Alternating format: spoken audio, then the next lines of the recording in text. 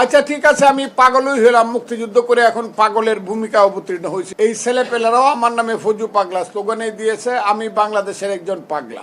তোকে আমি কোনোদিন ভয় করি না, কিন্তু অপমৃত্যু আমার কাছে সবচেয়ে বেশি লজ্জাজনক। এই ছোট ছোট ছেলে মেয়ে আমার সন্তানের সমান, এরা স্লোগান আমার নামে দিল, ফজু পাগলাকে গ্রেপ্তার করো ইত্যাদি ইত্যাদি। গতকালকে একটা ঘটনা ঘটেছে, আমি 5টার দিকে শুনতে পেলাম যে আমাকে দল একটা শোকজ নোটিশ দিয়েছে। আমার দল জাতীয়তাবাদী দল বিএনপি।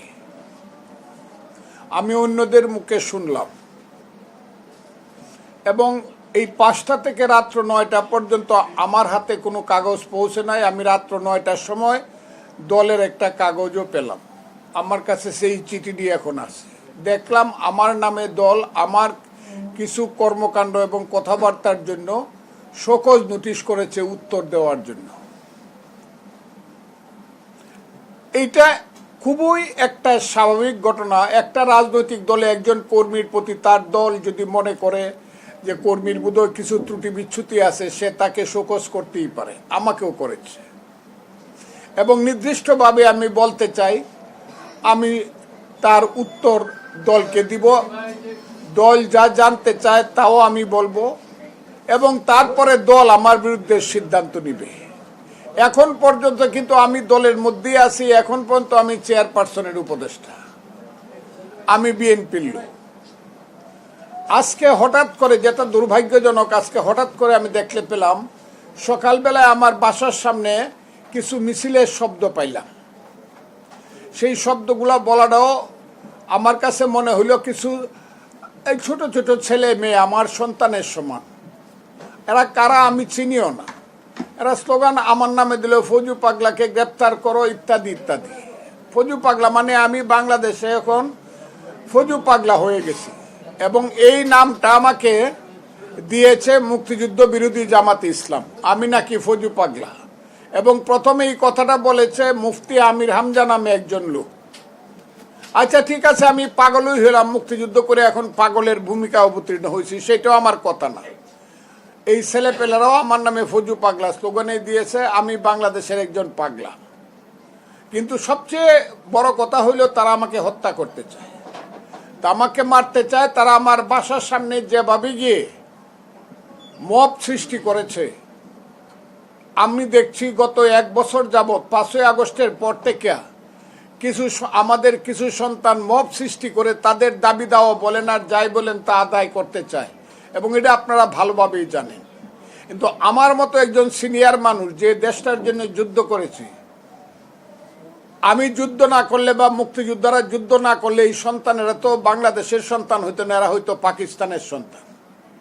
কাজে আমাদেরকে হত্যা করা বা আমাদের নামে বিশ্রী স্লোগান দেওয়া, বা আমি একটা বাসা বাড়িতে থাকি, সেটা হলো ভাড়া বাসা, এটা আমার নিজের কোনো বাসা না। আমি ওই সেগুন বাগিচা কনকর্ড টাওয়ারে আমি ভাড়া থাকি, সেটা ভাড়া বাসা।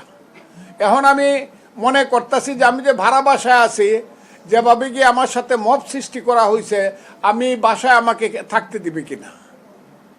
প্রথম আমার অনিশ্চিত অবস্থা, কারণ মালিক বলতে পারে ভাই আপনাকে বাসা ভাড়া দিলে আমার বাড়িঘর পুড়িয়ে ফেলবে, ভাঙে, যেটা করতেছে মব। 2 হইল আমি আমার জীবন নিয়ে চিন্তিত যতটা, তার চেয়ে আমার স্ত্রী আজকে দেখেন আপনি বসে আছে, আমার সন্তানরা ওখানে থাকে। আমার ছোট সন্তান ব্যারিস্টার, আমার আরো 2 সন্তান আছে। এক সন্তান উত্তরাতে থাকে, বড় ছেলে, মেজর ছেলে আছে, সেও চাকরি করে। আমি আজকে বলতে চাই, তারা এই 2 সন্তান আমার সাথে থাকে, তাদের তো কোনো অপরাধ নাই। এবং একজনের বাসা পর্যন্ত কি মব সৃষ্টি করা যেটা বাংলাদেশে হইতেছে, এটা কি আপনারা ন্যায় ভিত্তিক মনে করেন কিনা বা ন্যায্য মনে করেন কিনা? আমি আমার জীবন, আমি কোনো ভয় করি না, যে আমার মৃত্যুকে আমি কোনোদিন ভয় করি না, কিন্তু অপমৃত্যু আমার কাছে সবচেয়ে বেশি লজ্জাজনক।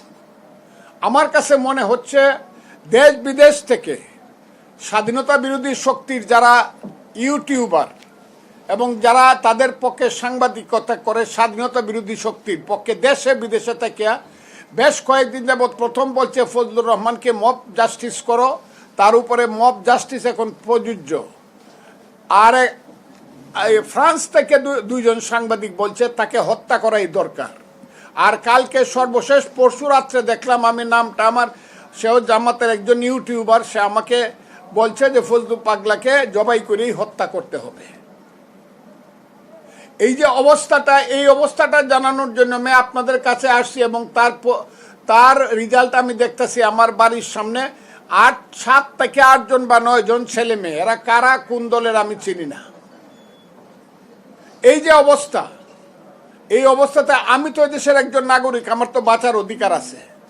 আমি প্রথমে বাংলাদেশের জনগণের কাছে হাত জোর করে আহ্বান জানাবো, আমি বাংলাদেশের ফজলুর রহমান, আমি হাত জোর করে আপনাদের জানাবো, আমি একজন মানুষ। আমি হাত জোর করে আপনাদের কাছে, জনগণের কাছে বলতে চাই, আমি একজন মুক্তিযোদ্ধা।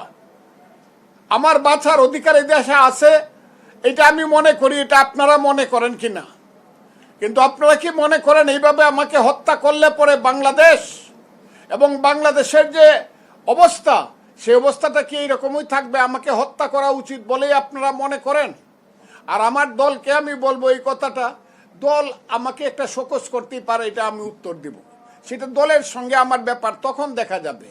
কিন্তু আমাকে হত্যা করার জন্য যারা আসলো, আমি তাদের সঙ্গে, আমি তাদেরকে চিনি না, জানি না, তাদের সঙ্গে আমার কোনো সম্পর্ক নাই, দূর সম্পর্ক নাই, তাদের সাথে আমার শত্রুতাও নাই, আমার কোনো মিত্রতাও নাই। কিন্তু এই যে মব একটা সিচুয়েশন সৃষ্টি হয়ে আমাকে যে হত্যা করার জন্য, বা আমার ছেলে মেয়েদেরকে সর্বনাশ করার জন্য, আমার পরিবারকে সর্বনাশ করার জন্য আমি একটা ভাড়া বাসায় থাকি, এর মধ্য দিয়ে আমার কাছে মনে হচ্ছে যে এই দেশে কি আমার বাঁচার অধিকার আছে কি নাই, এটা জনগণকে জানানো উচিত। আমি বাংলাদেশের জনগণকে আমি আবারও প্রশ্ন করতে চাই, এই দেশে আমার বাঁচার অধিকার আছে কিনা। আমি এদেশের আইন শৃঙ্খলা বাহিনী, যদিও আমি দেখেছি আইন শৃঙ্খলা বাহিনীর সঙ্গে আমার স্ত্রী যোগাযোগ করার সঙ্গে সঙ্গে পুলিশ এসেছে, আমি তাদেরকে তারা তাদের দায়িত্ব পালন করেছে, এবং আমি শুনেছি আর্মিও এসেছে, আমি তাদেরকে ধন্যবাদ জানাই। কিন্তু পুলিশ আর আর্মি আসাই কি আমার মতো একজন মুক্তিযোদ্ধার বাড়িতে আমার জন্য খুব সম্মানজনক ব্যাপার? যারা আমাকে বাঁচাইতে চাবে, যে পুলিশ আর্মি আমাকে গার্ড করবে, আমি একা একা দেশে চলতে পারবো না। আমি শান্তিপূর্ণভাবে আমার জীবন নিয়ে, হ্যাঁ, আমার যদি অপরাধ হয়, ছেলেরা যদি মনে করে তাদের বিরুদ্ধে আমি কোনো কথা বলছি, আমি কোনো অপরাধ করছি, তা আমার বিরুদ্ধে তারা কেস করুক, মামলা করে আমাকে, যদি আমি অপরাধ, সেই ধরনের অপরাধ করে থাকি যেটা হলো বেইলেবল সেকশন না, আমাকে তারা জেলখানায় পাঠিয়ে দেয়। তারা আমার বিরুদ্ধে মামলা, আমি কি অপরাধ করছি তারা বলুক, তা তো সেটাও বলে না। কাজে আমি আপনাদের কাছে এই কথাটা বলার জন্যই আসছি আজকে, যে আপনাদের মাধ্যমে আমি সারা জাতিকে জানাতে চাই, বাংলাদেশের মানুষ আপনারা জেনে রাখুন, আমার জীবন বড় শঙ্কায় আছে। আমি ফজলুর রহমান, আমি দেশকে ভালোবাসি, আমি মুক্তিযুদ্ধকে ভালোবাসি, আমি দেশের মানুষকে ভালোবাসি।